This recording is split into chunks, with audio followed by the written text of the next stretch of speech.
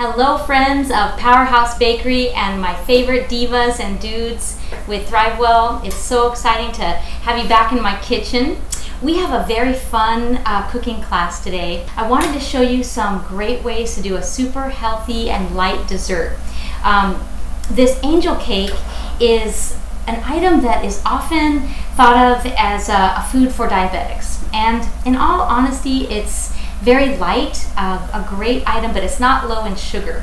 It's also not typically gluten-free, but what I want to show you today is one that is lower in sugar, of course gluten-free, and actually pretty darn healthy. So this is what we're going to make, and I want to show you first how to depan it, and then I'm going to show you how to make it. So the first thing is you have to make sure you have a tube pan, and that's the pan that has the center. It has very tall sides, but the center is open. So that's going to be key in how we get this to properly. Angel cake is just egg whites, sugar, and a tiny bit of flour. So you'll see quickly that that's why it's not necessarily low in sugar, because it's got a lot of sugar as far as a ratio of the other ingredients. But it is also pretty high in protein because of all the egg whites. So when it comes out of the oven and it's cooled just enough to touch, you're going to use a knife and gently go around the edge of your tube pan.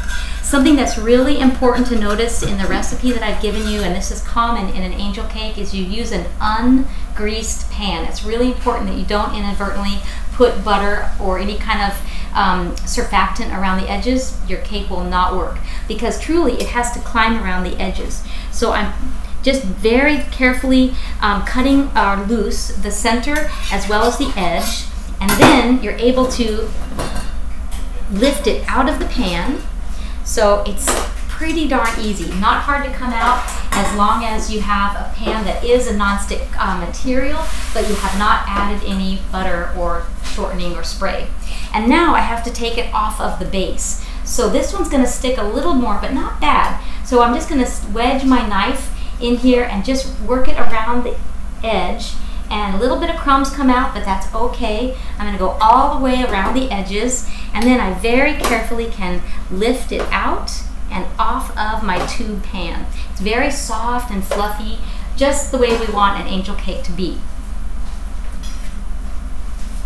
So look how beautiful this presents.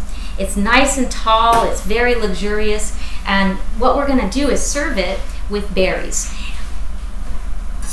Very traditionally, an angel cake is not frosted, but it's one of those things where it's such a light, delicious way to have a sweet treat, but you can also top it with some beautiful berries. And so let me show you how pretty this is. You'll want to cut it with a serrated knife, and look how pretty it comes out. Light and fluffy, just like a traditional angel cake. If you've had that before, you know that it's a beautiful light cake. Sometimes though it can be too sweet. So the recipe that I'm sharing with you is about 30% less sugar than a typical angel cake, which is wonderful. It works out nice. Then we can add some beautiful berries. So I've got some blueberries and strawberries. And of course this amazing concoction that is so easy, I hate to admit it, but it's coconut whipping cream. And so I just get it from the dry goods section of either Sprouts. H-E-B doesn't carry it, but Sprouts does.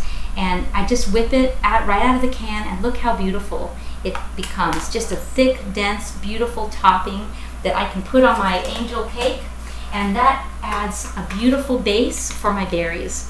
So look how pretty. It just kind of holds, sticks, and it becomes just this wonderful treat.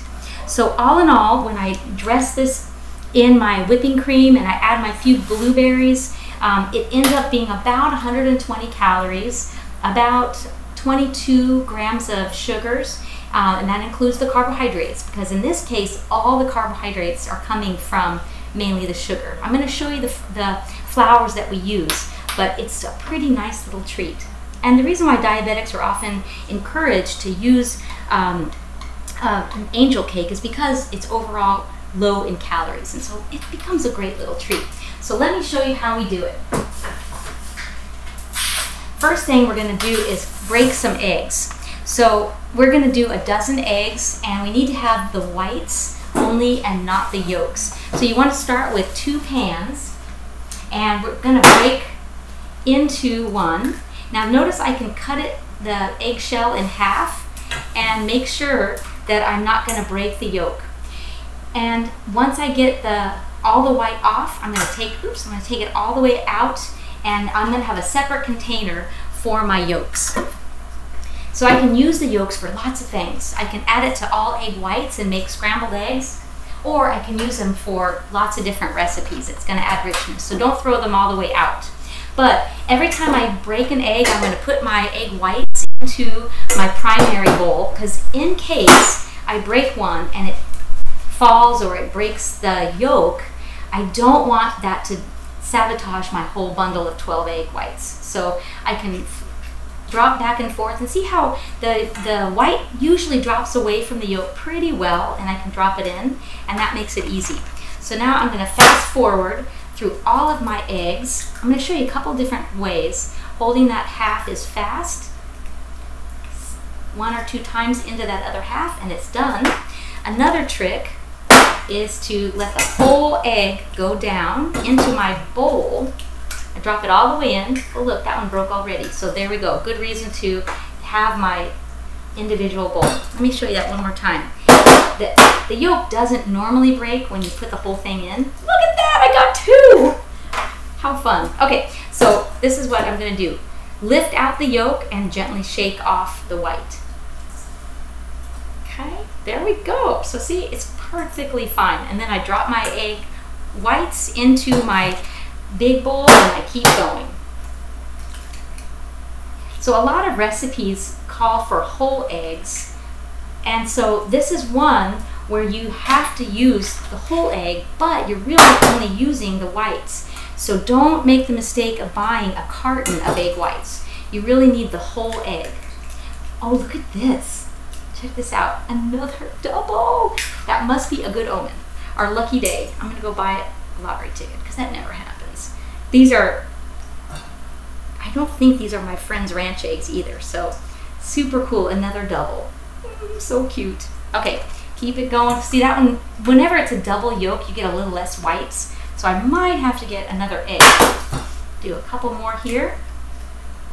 And because we do the protein bowls, which are eggs and sausage and potatoes for our meal customers, these yolks will be so great to add to our pure egg white mixture, and it'll be a great scrambled egg. So again, we never want to get rid of those yolks. And the whole egg is really a valuable, healthy item. It just happens that with this dessert, the egg white is what really gets fluffy and beautiful in this recipe. All right, just a few more, and then I'm going to show you how we whip them up. When we put the egg whites into our mixer, we have to use the whip attachment because we really want to aerate and get a lot of fluffiness in these whites. Cream of tartar is a ingredient that we add to the whites so that it kind of helps keep the stiffness. But honestly, I only sometimes use that cream of tartar. If you whip them up correctly, the cream of tartar is just a little insurance policy. It's not obligatory. So if you're interested in making an angel cake and you happen to not have cream of tartar, don't let that stop you. It'll still work pretty darn well. It's just insurance. Now here's another little tidbit of information. When when the whites are runny, that's actually when the egg itself is fresher. And so in some cases, fresh eggs don't work as well in some recipes because they don't whip as well. So we'll see how these babies go, because I've been quite enamored with the fact that we have extra doubles, which is so unusual. Okay, so here we go. I'm going to add these 12 egg whites to my blender and start whipping up. I'm going to wait till a medium peaks form.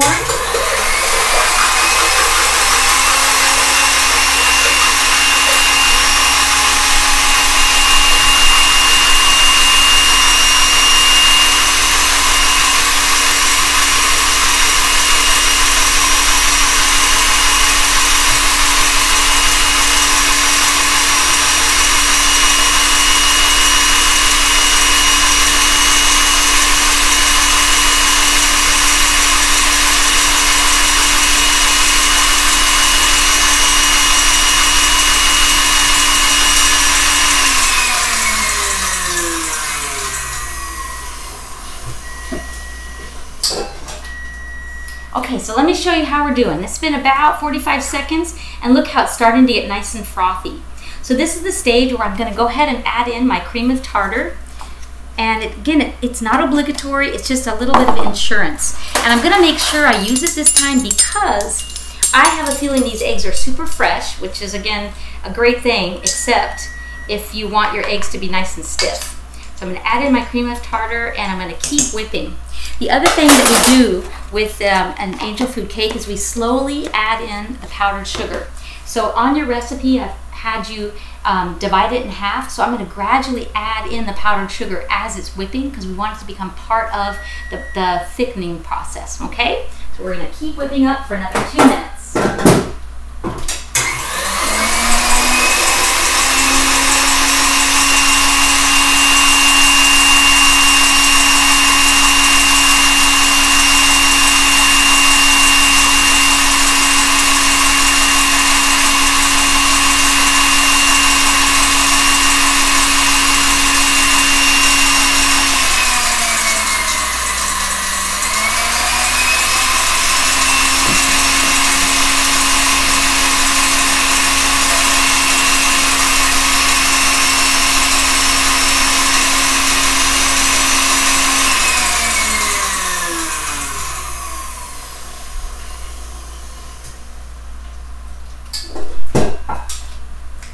Okay, here we are. So it's been about 1.5 minutes, and these are called soft peaks. So I want you to kind of see how creamy and soft. See how it's not quite holding a peak, and that's good.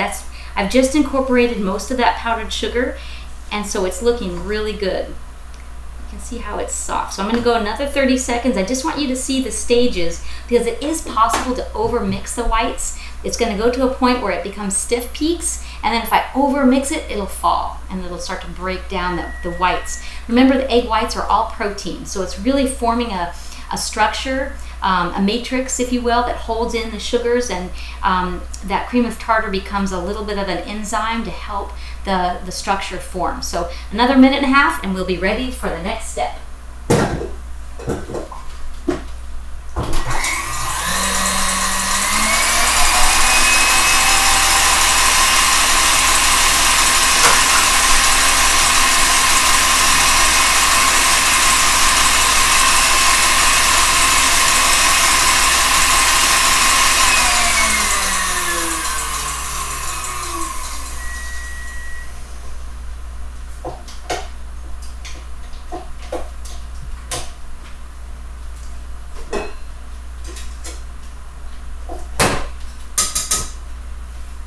All right, look at this, beautiful peaks. So notice the stage now. This is a little stiffer than when we were at 1.5 minutes. See how they're starting to really hold up and it's silky and beautiful? That is beautiful egg whites. So far all we've done is add the cream of tartar and the sugar, the powdered sugar. And I've cut the powdered sugar almost in half of a regular angel cake recipe. The next thing that we're gonna do is add our gluten-free flours. So, because we don't use any wheat, Powerhouse Bakery, and we want it to be super healthy, I wanted to figure out some flours that not only free of gluten, but how could we add in some more nutrition? So I used brown rice, and I used some millet, and this one is the brown rice, and this one is the tapioca. So a typical recipe would call for about a cup, maybe 1.5 cups of flour, and I'm going to exactly 1 cup. Now, we don't want to just dump them all in. And this is where a little bit of finesse is important. We want to gradually mix in these flours. And so I'm just going to sprinkle them on the top and fold in. Sprinkle and fold. Sprinkle and fold. Now, I could mix all these flours together, and so I'm going to do that with my next two so you can see that either way, the trick is to scoop from the down and up. And you kind of roll around the edges and scoop it in and around, because I don't want to lose those beautiful peaks. Now in these two flours, I'm going to bring them together. And don't forget our little bit of salt. Just give it a quick little stir. Remember, I always like it when we pre-mix anything that we're going to add into our mother bowl. We always want to pre-mix. All right. So again, I'm going to do the same process. Sprinkle it across, scoop up and around, up and around. So I have to incorporate all of that flour, and I'm kind of shaking it as I go. It's looking really good. So sprinkle it across. It takes probably about 5 or 6 add-ins, because I never want to press down on that flour add-in. I just want to shake it, and basically I'm getting the flour particles wet with the beautiful fluffy egg whites. So see, it's just coming all together. A little bit more, I'm about halfway there. So it takes some patience, but it's kind of pretty as you fluff it across. Millet is one of those flours that is similar to sorghum because it's in the grass family, and so it's got plenty of protein and essential fats. It's funny that I think of millet because that's the favorite seed in my bird feeders. All of the songbirds love the millet seeds, so do we humans. All right, a little bit more. All right, look, I'm at the end, so I'm gonna fluff it a little bit across. Now, normally an angel cake will have just a little bit of maybe vanilla extract, which I think you put on your recipe. But of course, in Powerhouse Bakery form, I love to add some interest and intrigue. So it's also really fun to add some essential oils. So I'm gonna add just a few shakes of tangerine. You could also add in some zest of tangerine, which would be amazing.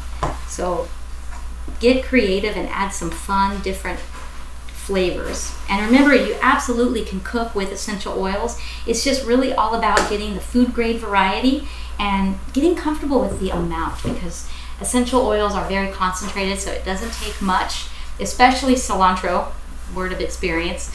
Too much cilantro will definitely ruin your cornbread muffins. But with the citrus ones, like we're going to use in this recipe, you can't go wrong with a few good shakes of lemon or tangerine. So let me grab that for us. All right, so just a few shakes. And I'm going to fold those in. So remember that the essential oils are an oil base, whereas an extract, like almond extract or vanilla extract, is an alcohol base. So that's why you need so much less of it. And it just does wonders for aroma and texture. Okay, so there is our dough, and it's beautiful and fluffy. And now we are ready to put it into our pan.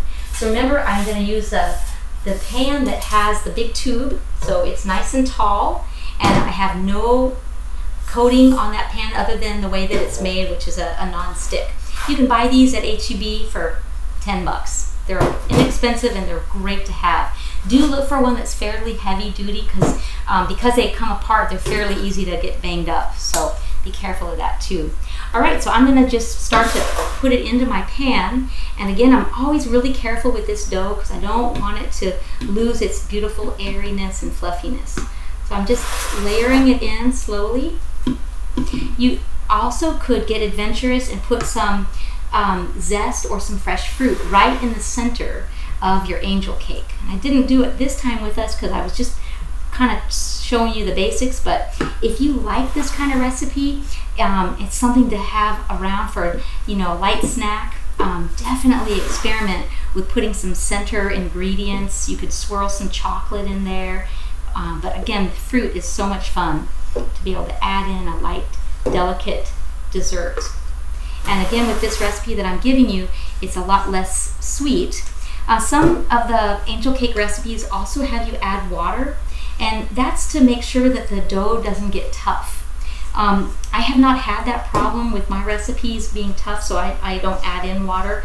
But if you were to go on Pinterest and look for other recipes, you'll see that quite often they have other, other ingredients like water, and sometimes even other flavor enhancers. All right, so there I go. I've gotten out as much as I can from that mixing bowl. And now I'm just going to even out the top, and it's going to be ready to cook.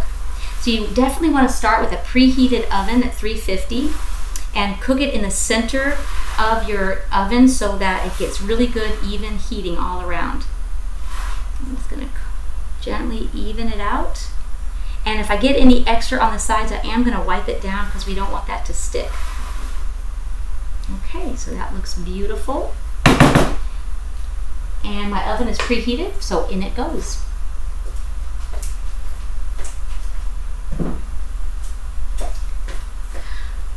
All right, so our beautiful finished angel cake. Again, lots of different ways to dress it up and make it look beautiful. It does get taller as it cooks. So as I mentioned, when you're using your tall pan, make sure that when you're filling it, it's no more than three-quarters full so that it doesn't boil over the top. And cooking it right in the center will help it keep a nice flat top. And then it's so much fun to get to decorate. Remember, the beautiful whipping cream is a great way. You could even just top it right in your serving dish and be able to make it look really pretty and just festive with some topping. In this example, like I mentioned, I'm using the coconut whipping cream, but you could use a dairy-based whipping cream if you wanted. You could absolutely do a light frosting or a glaze. You've probably seen the glazes, and those are using powdered sugar and sometimes an extract, like maybe some lemon or even lemon juice. But honestly, this is a great alternative because the coconut whipping cream does not add any more sugar. This beautiful addition adds only some healthy fats, and it gives us a great medium on which to decorate and add some festive colors. This would be a great item for 4th of July because now look, I've got some red, white, and blue. So I hope you try this at home and have some fun with an angel cake.